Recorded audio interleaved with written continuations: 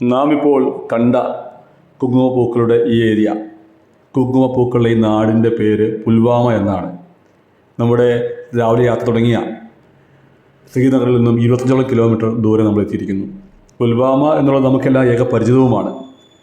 കുങ്കുമപ്പൂവിൻ്റെ ശരിക്കും ലോകത്ത് ഏറ്റവും ക്വാളിറ്റിയുള്ള കുങ്കുമപ്പൂക്കൾ ഉൽപ്പാദിപ്പിക്കുന്നത് നമ്മുടെ പുൽവാമയിലെ പുൽവാമ ഗ്രാമത്തിലും കാക്കപ്പോര ഗ്രാമത്തിലും പാമ്പോർ ഗ്രാമത്തിലുമാണ്. അതുകൊണ്ട് തന്നെ ഇവിടുത്തെ കുങ്കുമപ്പൂ ഉൽപ്പാദിപ്പിക്കുന്ന പ്രദേശങ്ങൾ പ്രത്യേകം സംരക്ഷിക്കപ്പെട്ടിരിക്കുന്നു. കുങ്കുമപ്പൂവിൻ്റെ കൃഷികൾ കൊണ്ട് മാത്രമല്ല ഈ നാട് ഏറെ അറിയപ്പെടുന്നത്.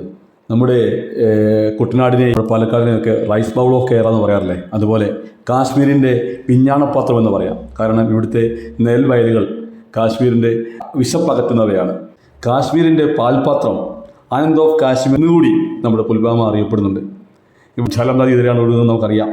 അപ്പോൾ തീർച്ചയായിട്ടും അവിടെ ഇഷ്ടംപോലെ വാട്ടർഫാൾസ് ഉണ്ട്.